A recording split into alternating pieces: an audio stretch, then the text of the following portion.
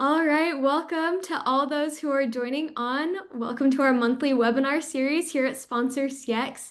And more specifically, welcome to our How to Win Sponsorship Deals with Credit Unions. I'm Laura Nichols, a marketing coordinator here at Sponsor CX, an all-in-one sponsorship management software. We help properties and brands manage every stage of the sponsorship lifecycle so partnerships run smoothly and deliver maximum value. Beyond our sponsorship platform, one of my favorite things we do here at Sponsor CX is our webinar series. It's so exciting to get with leaders from across the industry sharing their expertise to help all of us sharpen our skills, spark new ideas, and give back to the sponsorship community. In June, we had Ryan McDermott from Mohegan Sun come and talk to us about multi-use venues, listening to partners, and creative sponsorship packages. Today we have Megan Eisenhard at University Credit Union with us, and we're so excited. And next month we'll be with Sarah Kings at Sacramento Kings.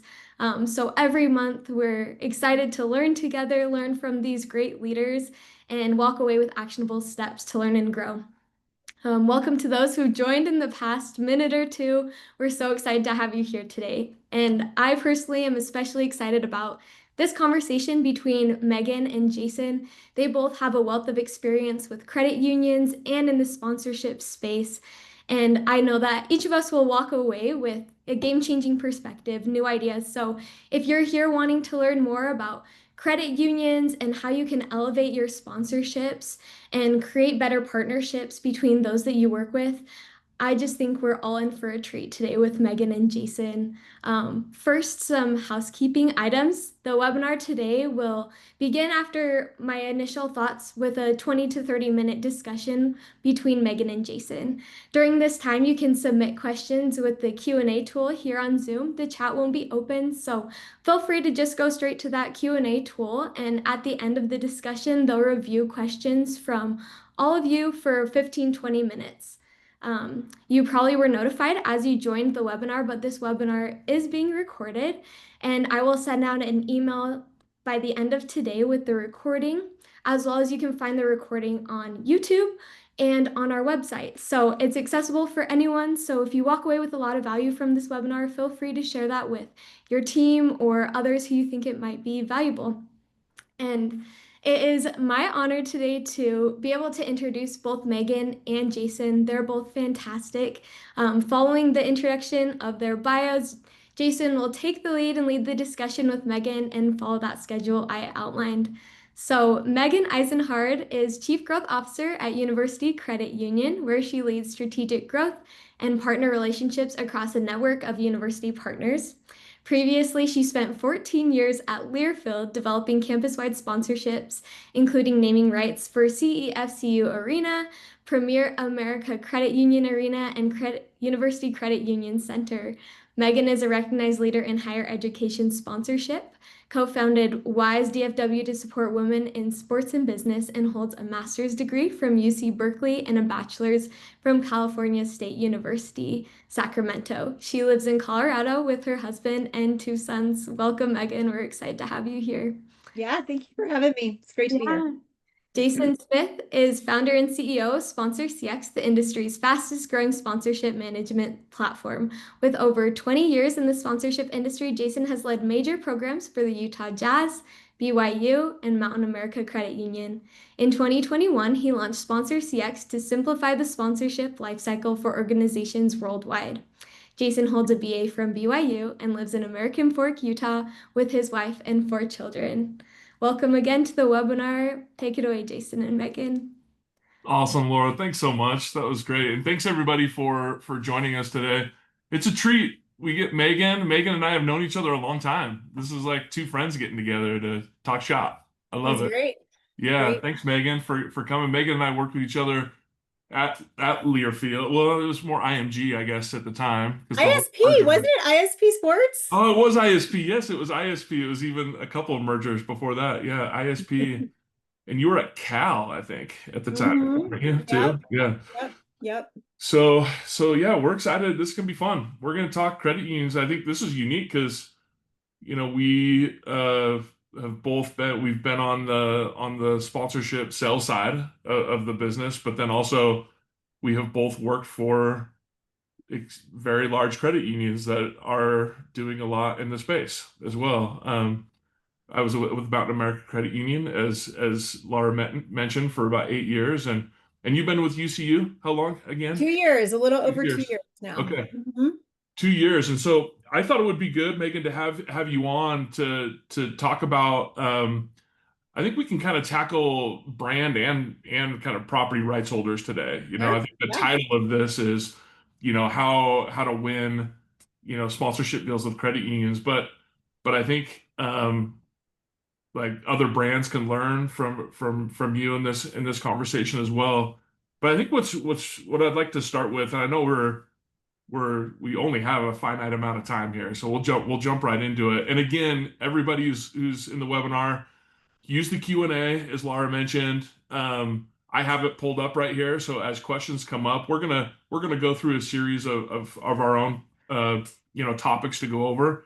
But in about 20 or so minutes or so, I'll kind of switch over to those Q&A. So feel free to start posting them in as we get going. But Megan, you and I both come from what's called a select employer group, SEG, focused credit union.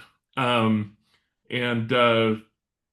can you explain what that is to people? Like that's really an internal kind of like credit union speak, with that. But can you explain what SEG means? Yeah, yeah. And I'll actually start with just a little bit more about credit unions for people who Yeah, want yeah, to that's great. know. So That's great. yeah, so all credit unions have a charter, and that's the legal document that essentially they must abide by to operate. And so within their charter, it outlines how they're going to do business. And so within that, there you could be a federally chartered state or federally chartered credit union or a state chartered credit union. So that's number one. Are you going Yep, federal? yep. And then from there, you have to define what is your field of membership. A lot of credit unions started by serving a employee group, a specific employee group, typically a big company that needed or wanted a credit union to help with their finances. And so but recently, most of these credit unions have changed their charter to become more community-based. It just allows a little bit more flexibility. You have more people to market to and to talk to and to have the ability to become a member of your credit union. So most credit unions these days, I don't have the stats, but there's a lot of credit unions that are community-based. And so essentially they're Yeah. demographic region. Whether you work, live, or worship in this demographic region, then you're eligible to become a Like member a of certain the credit. county or a certain Correct. state. Yep. Yeah. Yep. Yep, exactly, exactly. But there are other credit unions like ours that are like a select employee group. And so ours are not based on demographics, they're based on employees of universities. Also students, also alumni and their families. So that is our target group that, again, by law, by our charter, that's who we serve and that's who can be eligible to become a member. So that's a kind Yeah, of that's overview of Yeah, how that's perfect. we're And set there's a up. method to my madness of starting with that. It's going to kind Yeah. of foundation a Yep. little bit of where we go with sponsorship and how we talk to credit unions in this space. So Mountain America, for example, we were also, a seg based, but it was a little bit different. Yours is kind of university focused, with Mhm. that. Ours were more it was employees at different organizations. Like it could be a nonprofit, it could be a company, right? Did Like you start with a certain company? Did Mountain America start with one specific company or no? yeah, I mean, yeah, I can't remember. That's like too historical for me, Megan. Yes, yes. A couple jobs It ago. was like the phone company or something like that. Yeah, right, right. Like 100 years ago. Like it's like 85, 90 years ago, something like that. But like it was like, yeah, some phone community. Anyway, so but that's how they were focused. And so that's why you get like a Mountain America that's like in 6 different states, right? And their SEG group is going and signing these SEG letters. And basically what the letter is saying is, hey, sponsor CX, for example, if we were to sign a SEG letter, it'd be like, we're not going to start our own credit union. So you can submit this to the NCUA and we can qualify anybody who is associated with sponsor CX in some way from an employee standpoint can then become a member of the credit union. right? Yep. And so there's different ways, just as you mentioned. I kind of mentioned how Mountain America is set up. Obviously, University Credit Union is set up quite differently, from that standpoint. Um, but when you think of credit unions, when we think of credit unions in a sponsorship space, we think of, okay, very community, family focused, partnerships like Mountain America and ours. It was very much being in the community. How are we making the lives of the members of this credit union better, right? And so our sponsorship approach was to find ways to better the community. And so we would sponsor, nonprofits, sports teams, and kind of get the message out that way.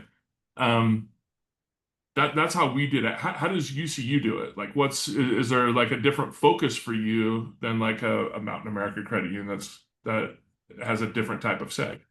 Yeah, it's similar. Again, we're trying to make the lives, our goal is to give everyone in the university a financial advantage. That's like our mission statement. Yeah. And because we serve the university community, it's a great pairing of that. And so obviously we want everyone in the university community become members. That would be great. Yeah. Not there yet.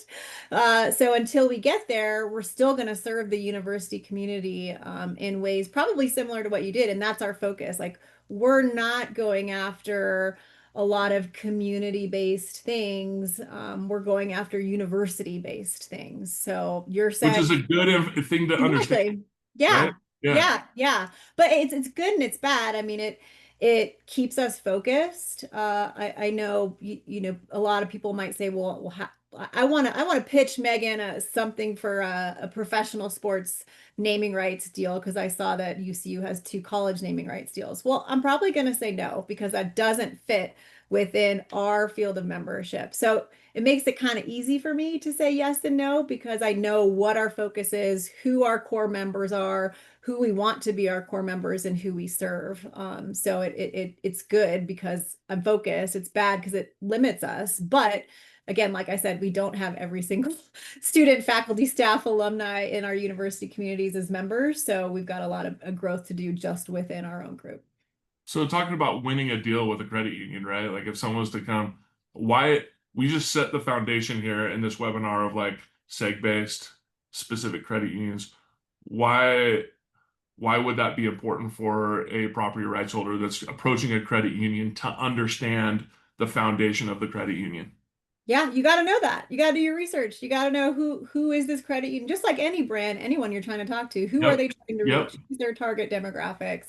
How are they going to grow? And if you get that wrong, like that's like you're not even getting in the door to have the Yeah. conversation. And so doing the research is super, super important.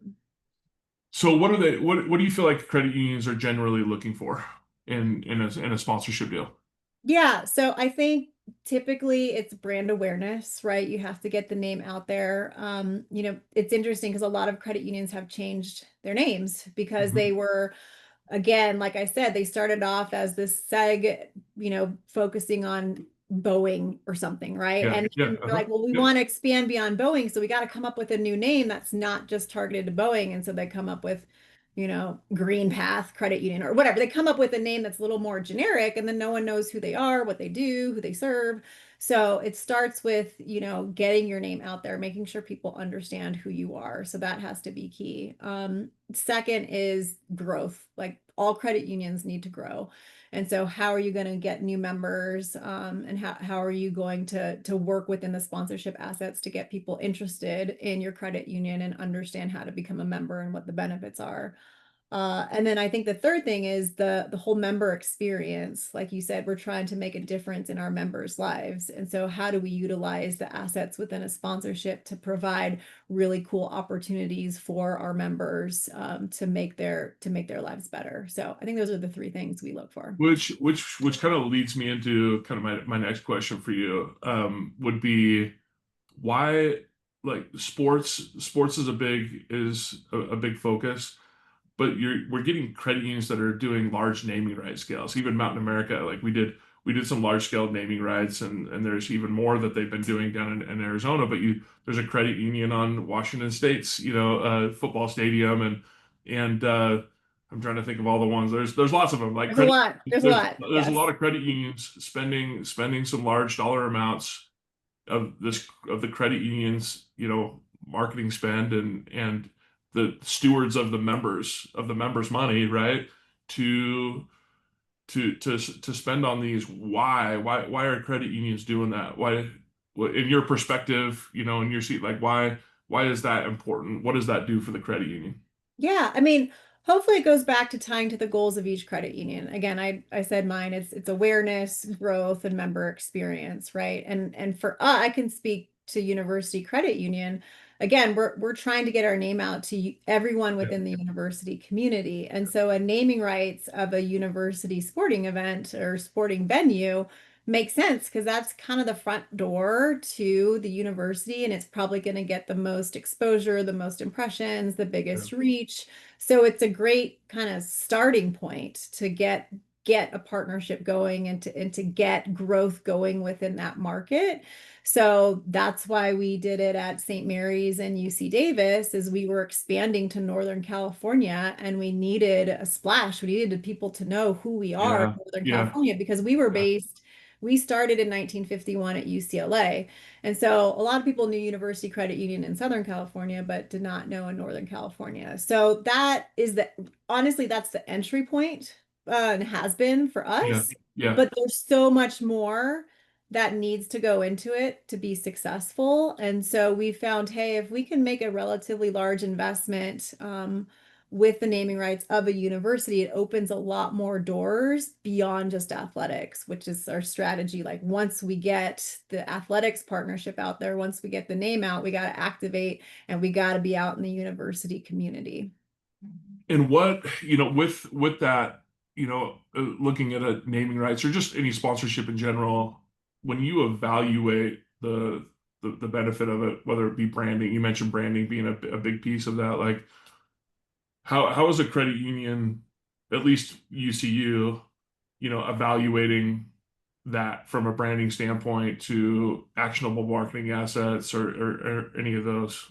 Anything you Yeah. can on there? Yeah. Like when we get a pitch or when we're even our Yeah, existing. when you're evaluating it and Yeah. saying like, Yeah. well, I Yeah. guess it would be both. It would be both of like when you're getting pitched, of an opportunity, but then also like, you know, as part of it, like when you're in the middle of it, like how do you Yeah. evaluate whether this is actually, something that's of value to you guys and helping? Yeah. So I think when we first get an initial pitch, we say, okay, is it within our field of membership, right? Like kind of the example I used earlier. If it's not at a university or tied to a Yeah, university, that's probably a no. yeah. Second, will it deliver results? Like again, we have a fiduciary responsibility with To our the member members. money. Like we Yeah, can't just spend here and there and hope that it works. Like yeah, we have to believe that it's going to deliver results. And then with that is the price, like we're in a position where we kind of understand what assets are valued right now because we've had yeah.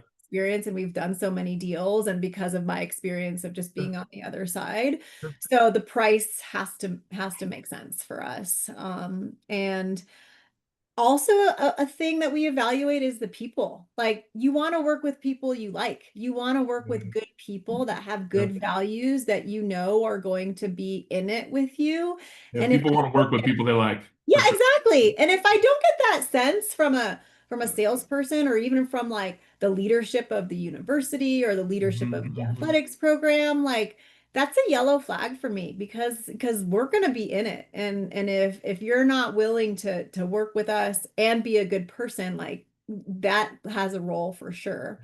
And then another kind of thing that we use to evaluate is the opportunity to provide financial education and financial wellness to their constituents, because that's really important to what we do and what we offer. And so every one of our partnerships has financial literacy, financial wellness as a part of it. And it's all different at all of our different places. But so those are some from a pitch perspective. And then once we're in it, we've developed a scorecard of our KPIs, specific to the credit union, of like, how are we growing? What members are we bringing in? What products and services do these members have? We have a whole scorecard that we share with our partners, because we want them to help us. We want them to know what are our business goals? What's the ROI that we need to make this make sense? And where are we at so that they can help us? Because again, transparency is really important to me and to University Credit Union. And so we want to be able to have these honest discussions of like, hey, we invested in you. This is what we need from you. And yes, some of it's on us, like our team has to go do that, but we can't do it alone. We need your help. We're in this together. So the scorecard is really, really helpful as well. Awesome. And I'm glad you touched on the financial literacy part of it because I mean that was an element of ours. Like almost I feel like almost all credit unions are very passionate about like educating the community around how to be wise with your money and Yeah. teaching even, teaching kids how to, invest and do some of those things. So um what are some examples that you've done, like where you've kind of tied in that financial literacy piece? Because I think if someone was to come pitch and they knew that financial literacy was important, it's like bringing a really cool financial literacy idea is doing your homework, right? Yeah, It's so absolutely. it's like, oh my gosh, that's awesome. In fact, when we did a naming rights, deal, the Mountain America Expo Center here in Sandy, Utah, um, we actually dedicated and rented out like we carved out space so it was like we could actually run a community financial literacy like program Oh, for the cool. community in the expo center. Yeah. Like so, and we would,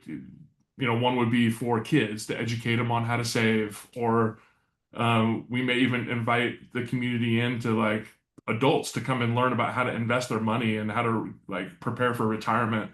Um, so that's a way that we used a naming rights deal to kind of like do some of that. What are some things that you guys have done in order to do financial literacy?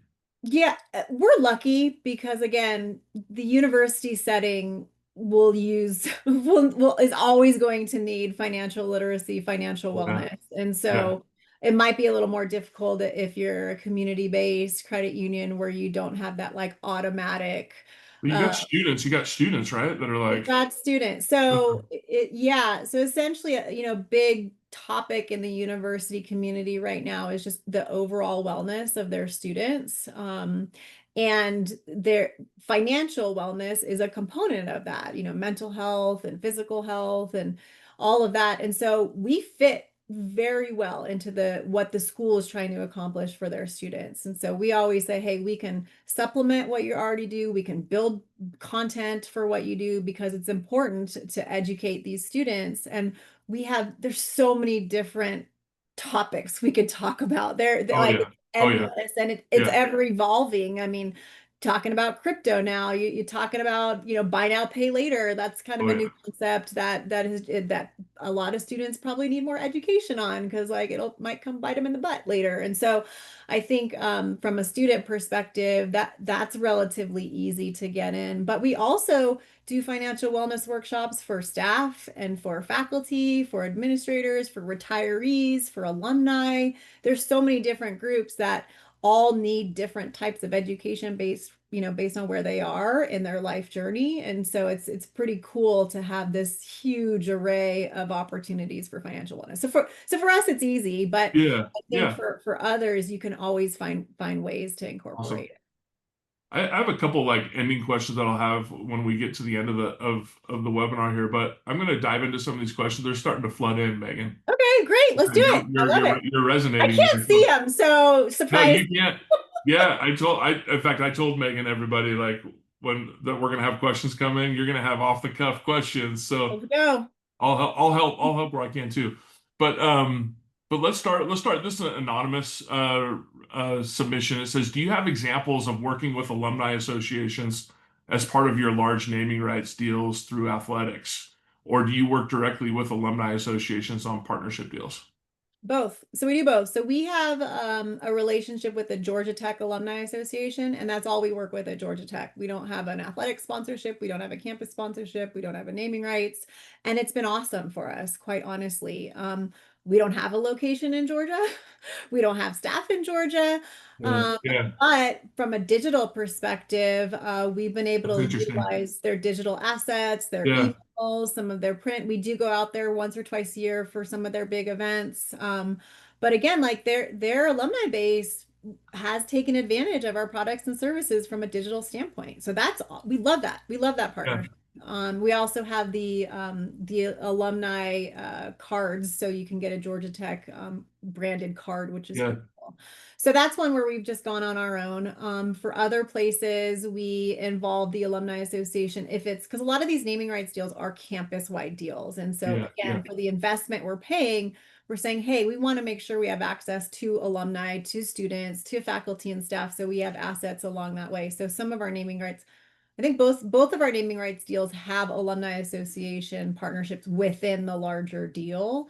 And then yeah, for other partnerships, we always try to include alumni, but sometimes they can't because of exclusivity, or they can't because, or we just have to negotiate a different deal with them. So it's It's kind of all it's over the board. it's way better when you can have. I mean, if you just work with alumni, that's great. If you just work with athletics, that's great. But yeah, when you have one where you can like get the rights to like a financial card, like the debit card or a credit card or something like that, right? And then be able to turn around and market that on the and have a relationship with the athletic side. I Yep, think it's more ideal when you have that, but you can still maximize those partnerships by just partnering with alumni. Like absolutely. alumni organizations are awesome partners.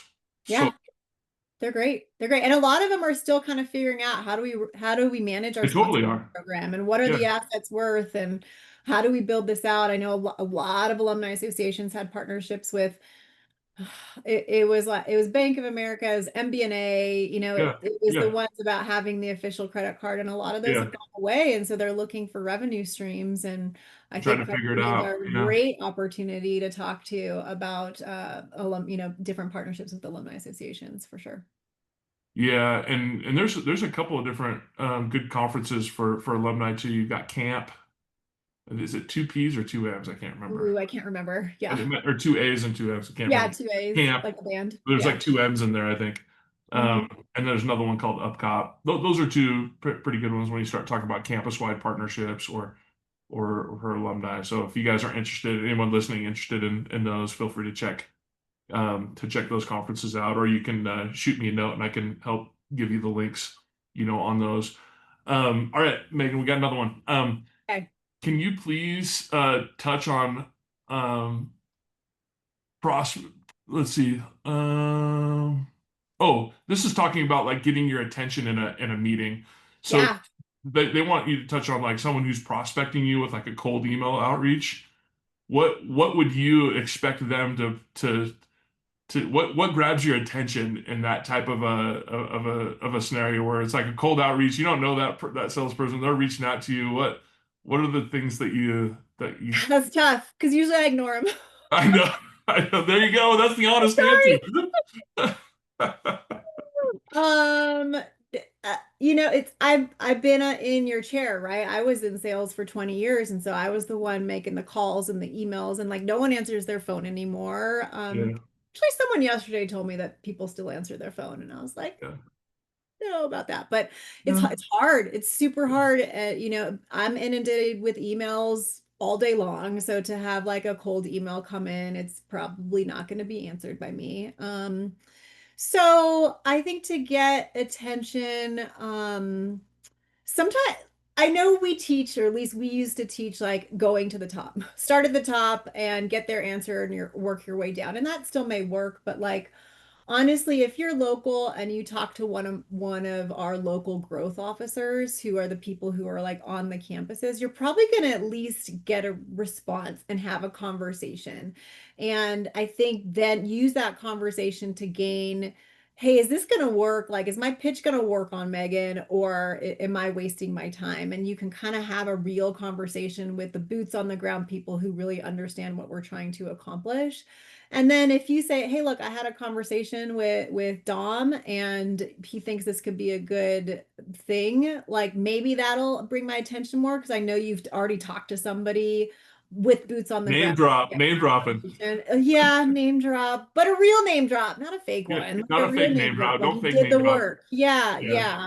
It has to be a real Um, conversation with that yeah, person. I know yeah, for me, email cold is a little tough, and emails are more automated these days. You yeah, get marketing yeah. automation So emails and stuff. many. Yeah. But I think we'll have a little LinkedIn like teaching moment here. So like I think LinkedIn like a connection on LinkedIn is good. Um, but when you accept it, don't just like start with the pitch right away. I usually will ignore the second pitch. Like Yeah, I yeah, accept with someone, I'm like, oh, they look like similar industry. Like I'll connect with you. Um, but then when it comes with like a pitch right out of the gate, I would prefer something more, something that gets my attention of like, um, a request to connect up to, maybe it's around mentorship. Maybe it's around like, hey, how can I like, are there ways that we can collaborate? Not have it be a pitch because you don't even know what I want. You don't even know what is needed, right? So it's like right, right. don't start with the pitch. Don't pitch, whether that's LinkedIn, email, phone call, like it's trying to just get you on on the phone or a Yep, Zoom call, right? With it. yep, So that's yep. that's kind of my answer to that question, as Yeah, well. and I think like understanding the seasonalities of the business too, which might be difficult, but like our budget's set right now. Like I'm not making any decisions for like new partnerships for 25, Yeah, 26. So like if yeah. you're pitching me something like, sorry, if it's not in the budget, It's it's booked. not gonna It's happen. booked up. Yeah. Yeah, And so yeah, understanding when are you planning, when are you open to new ideas, when are you looking at new opportunities. And so some credit unions are looking all times of the year. yeah, Like I'm probably the worst because I've been on your side and I'm like, just don't BS me. Like I can't deal with another BSer right now because yeah, I've been there. yeah,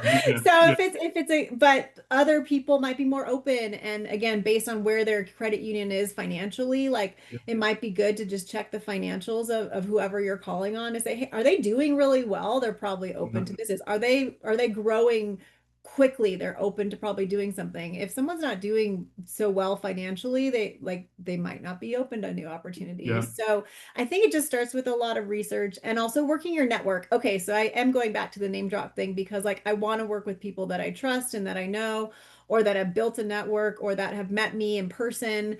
Yeah. Big on just like real relationships. And so trying to figure out a connection to me, I think what is also a good way of just trying to break through the noise of all the other pitches that people Well, give. and I'll give an experience of Megan doing that for me. So like when I was building Sponsor CX like 5, 6 years ago, like it was like in a beta version of Sponsor CX. You were at Learfield and we hopped on a call together and I showed it to you and you gave me tons of feedback and it was all about feedback, right? And that was super, super helpful for me. And it was like this trust that comes. There was no pitching, selling. It was more like, hey, let's help each other. And that's the relationship Yep. Megan and I started on, and now we actually work together, Mhm. in that capacity too. So like it's um it all is about the relationship and being able to start with authentic relationships. And you don't have to always start with the pitch. Just get to know the person, like get to know what their needs are and have a service mentality, to it. And it always comes back to benefit you. May Yeah, not and a be long immediately. term, yeah, and a long Yeah, term play too. Like I yeah, again, I've been in the seat where it's like, what have you sold today? Like yeah, get me something today. yeah. But for your career and for like being successful over the long term, like have a long term play. If you do get a hold of me and I say, hey, look, no, not right now. We can't do it right now. Okay, well, continue to build the relationship with me because sometime I might say yes, but you need to work hard at like having that long-term vision of like, okay, I'm gonna touch base with her in 6 months because I said I would, and I'm gonna stay in front of her so maybe 2 years down the road a partnership happens. We got more coming in. We got to Okay, keep up. good, good. All right. My good friend Kelly Moody down in Pearland, Texas. How you doing, Kelly? Thanks for submitting this. Please share some examples of most effective assets the credit unions are looking for. Oh, that's a good one. So the crazy thing is we're always looking at this, like what works and what doesn't. And at every property, it's different. So some asset might work. So like one example is at UC Davis. we have access to do an email that goes to their entire employee base. I think we get that twice a year. And whenever we send an email out, again, we work with the school to make sure the content's right and it's not too salesy and it's like it's a benefit to the employees. We get a big lift in applications or whatever it is that we, talked about in that email. We do the same at St. Mary's. Doesn't do the same because we believe that St. Mary's is a more face-to-face relational campus. It's Yeah, yeah, smaller. So with them, we need to do more financial wellness workshops where we get in front of people, we talk to them, and then we have a consultation afterward, individually to talk about their needs, and then they become a member. And so it's just very different based on, and like I said, Georgia Tech. We have nobody at Georgia Tech. We have yeah, all digital emails, but that's gone well. So it's very different with every property we yeah, have. So I don't, those are a couple, I mean, emails is one example, but it doesn't work everywhere. Again, getting in front of people at maybe some of our smaller schools that are again more relational based, then we're focusing on doing that. But we evaluate all the time what's working and yeah, what's not, and we pivot all the time. Even though we have this list of assets in our contract, we're like, okay, we're going to do this just because maybe it's brand awareness, but it's not going to drive results. But these things are going to drive results. And so we're going to focus on those. yeah. Okay, we've got another one here from Forest Lodge. What makes a nonprofit organization attractive to a credit union in terms of a charitable contributions, sponsorships? Any examples of local nonprofits you've worked with in a local community that provided unique recognition opportunities and value that led to a sustainable partnership over time? Well, I'll let you answer that one too, because you'd Yeah, probably do more of that yeah. than I do. But for us, we look at nonprofits that are associated with the universities we work with. So Got to stay with one that of seg. you Got to gotta stay. stay with the thing, yes. So Yeah. again, one of the areas of overall wellness is food security. And so so kind of going along with the mission of overall wellness, you need financial security, you need food security. We do a lot of donations to the local food pantries at our universities because we believe it supports the mission of overall health for our members and for our university community. And if you're hungry, you're not going to be operating at the level that you might need to be in a university setting. And so we again try to tie it to, is this going to help our university community? Is this going to help our members? So typically all of our donations that we do are based, within the school. Yeah, and if you're pulling from a marketing budget, I would say there's got to be some sort of return of investment or objective, around it. A lot of credit unions do have like a PR team that will just donate just because it's the right thing to do and the goodness of their heart.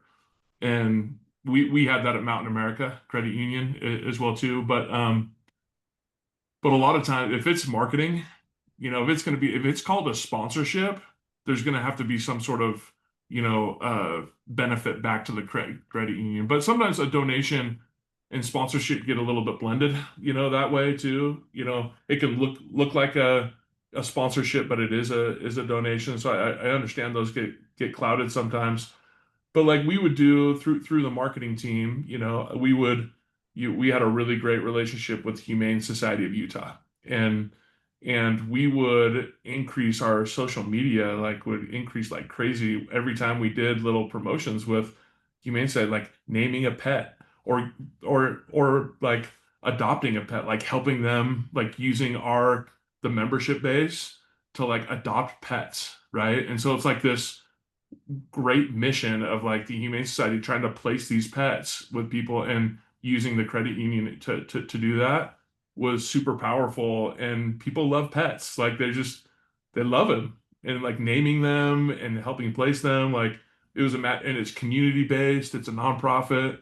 It was just kind of a match made in heaven, with that. But like, it's just finding those nonprofits that meet your values and your needs, and then finding creative ways to tie the two together. And that makes all the difference in the world there. Yeah, to add to that, like we would then do a check presentation at a basketball game with the food pantry who we made the donation to so that our members could see that we're supporting the university with the food pantry. Yeah. Did Mount Yeah. America have a foundation, Jason? I don't think when I left there wasn't an official one set up yet. Yeah.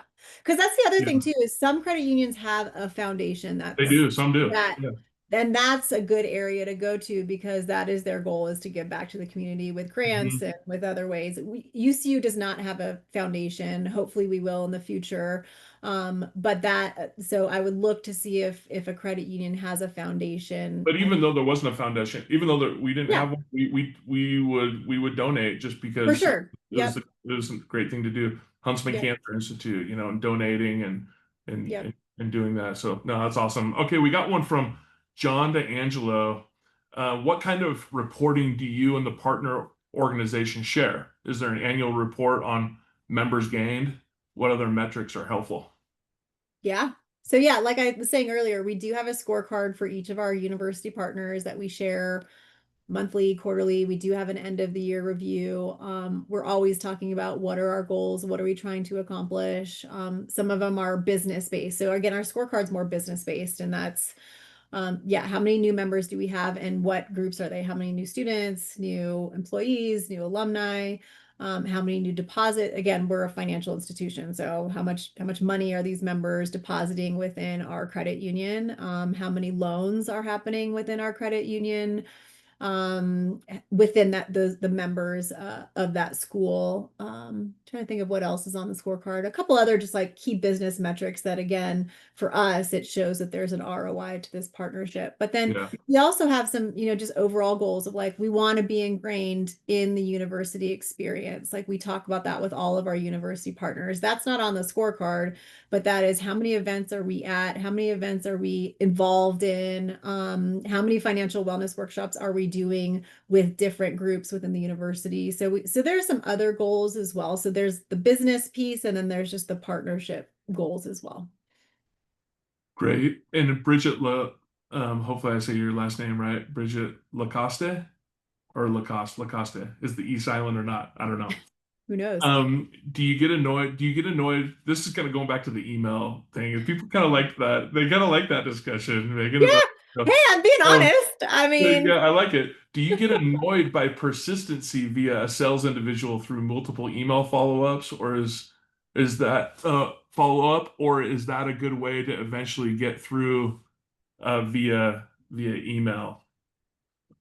no, but also it's like I get a lot of emails every day. And so if you email me once a week for 5 weeks, I might not even know that you emailed me once a Yeah. week for 5 weeks Well, because it just blends into all the other emails. I can answer So this one too. I can yeah. answer this one too, Megan. Like when it comes to emails like this is why it's important for you.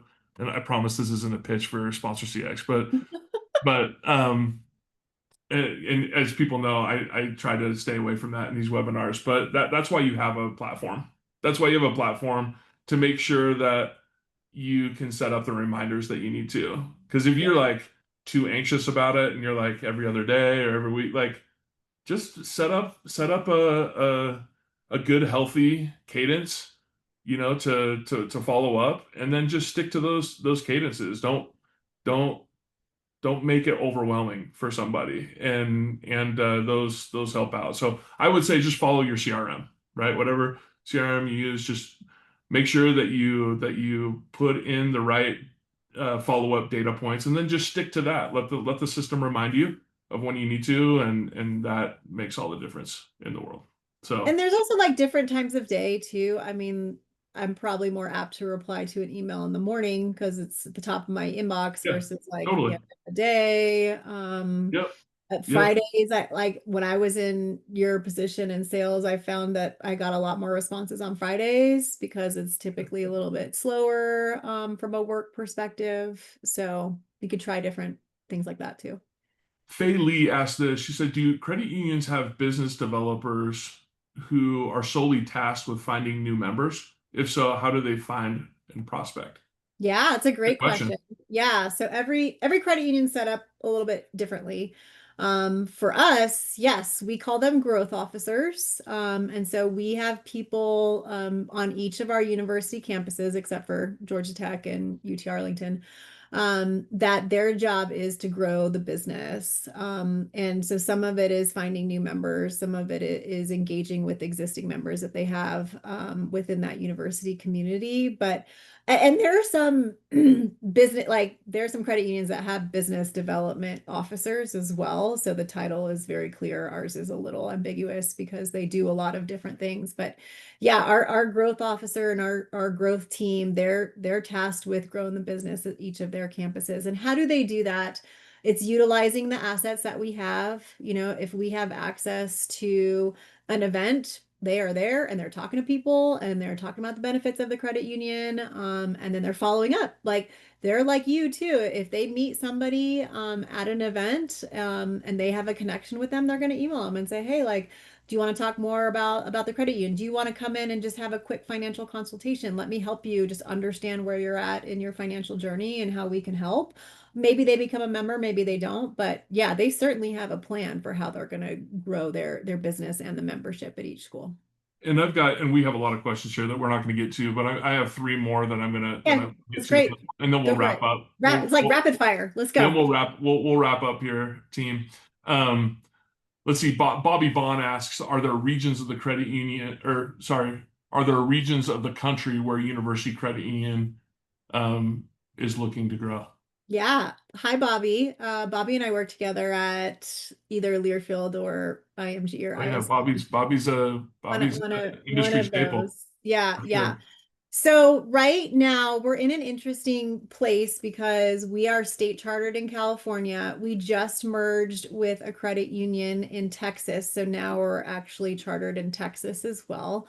And we have the partnership with Georgia Tech. But I would say right now, while we're always in growth mode and always looking at new opportunities, we're really trying, at least this year, we're really trying to get better at the partnerships that we have in California, Texas, and Georgia. So those are kind of the three areas that we're focused on now. But it's interesting because we're having this discussion with our board as we speak of like what is our growth strategy? What are we doing? Are we going to grow organically? Are we going to look at new university partnerships? Are we going to try to merge with other credit unions? Because that's happening in the industry right now. And so the strategy we have with the board, we got to make sure we're in alignment, we're going. So with this year, we're just focusing on the three states that we work with now, but that could and will most likely change in the future. There you go, Bobby. Inside behind the curtain of University Credit Union. Yeah. Um, Another industry staple, Jim Andrews, is category exclusivity critical to credit unions, or are they willing to split the financial services category? Ooh, great question. I think it depends on the property, and it depends on the credit union. Some do believe that exclusivity is needed, and some don't. Most of our deals are exclusive, not all of them. We understand that exclusivity comes at a pretty high cost, and sometimes that cost is not worth it when we like pro forma out, okay, how many students, how many alumni, what's the market share, you know, what do we expect to bring in, and can we afford exclusivity? Does it make sense for us? And some places it does. Like we are exclusive at UC Davis, we are exclusive at St. Mary's because it was important for us to really try to own that market and to grow there. So I think it just depends on the credit union, on the market, and on the property. We definitely look for exclusivity where we You could. guys did. Yeah. Yes, you did. I know you did. Yeah, I mean it was a big deal. Yes. Financial institution exclusivity is just really expensive. I mean, Yeah. if you've got to lock out retail banks and credit unions and credit card companies like American Express or some of the, like it just gets really expensive. So, the more that you can just say, hey, let's make it a credit union exclusivity, I think is actually probably the better and more affordable route. And I think Yeah. it provides some flexibility for the property rights holder too, Sure. with that too. So that's just my experience on that too. Ray Massey, great to see your name here, Ray. What kind of fulfillment do you expect from the property after an event sponsorship program has been completed? Oh, that's a great question Such a because good question. it's all over the board with us right now. So yes, it's important to get a proof of performance to say, yes, everything in the contract has been executed. But I feel like that's table stakes. Like you got to do that. It's what is beyond that. And I think what we really look for our property partners is to be our advocate and to really help us grow our business. That's why we share the scorecard. That's why we talk about our Yeah, goals, is because we want yeah, them to understand, hey, in order for this to be successful, in order for us to renew in the future, we have to show results. And you have to be our internal advocate, cheerleader, whatever the word is, to help spread the word for us, because you have eyes and ears and you have credibility and you have things that we don't have. And so the more that that our partners can show what have they done to help us achieve our goals, that's really more important to me, quite honestly, than just, yep, here's a picture of your sign. Got it. Okay, thanks. yeah, yeah. It's what are you actually doing? What tangible results can you say, I helped with this referral, or I opened up this new opportunity for you that wasn't in the contract, but it resulted in 10 new members. That's what I want to see from our Yeah. unit, from our partners. Love that. And I got this question a bunch, and I know I know what you're gonna say, but they're like, "Hey, can you share your templated scorecard with me?" Nope, Yeah, sorry. the answer is gonna be no. But I did get that multiple. We just covered like four or five Yeah. there. But if you're on Um, the property side, you should ask your partners for it. Like, how are you evaluating this sponsorship? And again, yeah, some partners will keep that to themselves because it's proprietary and yeah, they don't want it getting out, like us. yeah, Like, we yeah, don't totally. We had the want to same thing, and that. we kept it Yeah. internal. Yeah, Yeah. But yeah, you should absolutely ask your partners, how are you judging this? Not only from, and again, there's two different things. There's just the goals of the partnership, but there's also the financial business metrics that the CEO is going to see, and the CFO and the board, they're all going to see. Like, is this partnership worth it? Is there an ROI? Is there a business case for this? And so you should ask for that. awesome. Yeah. Well, last question here before we wrap up. And sorry I wasn't able to get to a couple of yours, but what's one or two key insights that you would like people to take away, from this discussion as they go and start to work with credit unions? Like what are some of those insights you'd like to kind of part this group with? Yeah, yeah. So I think if you're on the property side, if you're on the sales side, and you're some advice that I have for you on the other side of the table, I think, um, like I said, be our advocate, be our inside source for information. Like, you're gonna know a lot more about what's going on than we do, so help us out. Bring us ideas, but don't always have the ideas have a cost to them. If you keep Yeah, coming back to us and say, well, this is 500 and this is 1,000 and this is yeah, 20,000, like that gets, yes, I understand some things have a cost and we get that, but also be open to bringing different value to that you see a value in. Like, hey, we need a partner to help with this. Okay, I'm going to go to my credit union partner. So bring us ideas, but they don't always have to have a price tag on them. Communicate it all. I actually, you get sent this question to me in advance, so I have some points. yeah. No, this is great. This is great. Communicate to all levels. Like, don't just, because you're going to work with people in all levels of the organization within your partner. So, like, yes, talk to me, but make sure you build a relationship with, like, for us, it's the growth officers, the team on the ground. Like, communicate well with them, but also don't forget about me too. Like, hey, I want to know what's going on from your perspective. I don't need Yeah, to know yeah, every single day, but hey, have yeah. a quarterly touch base with me, and also make sure you're talking, on a more consistent basis with the people who are doing the execution and making sure that this comes to life. So communicate at all levels. Like I said, understand our goals, understand what we're tracking.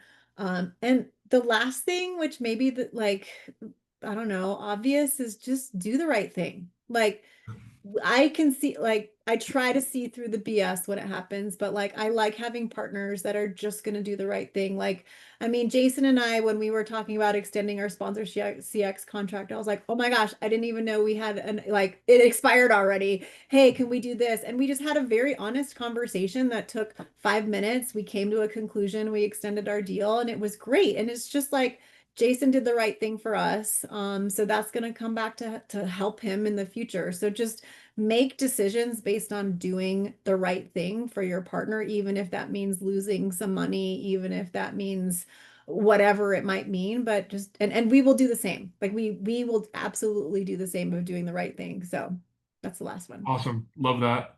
Well, Megan, thanks so much for taking time today. And I hope everybody who joined uh, during the hour had a good experience and had some nuggets to take away. Appreciate all you guys do and following Sponsor CX. And we always try and just make sure we have good content that we can put out there. And we just try and bring some great partners of ours and leaders in the industry that can help share some insights as well. So, Megan, thank you, and hope everyone has a great day. Thank Yeah, you. thank you for having me. This was fun. Okay, take care. Bye. Bye.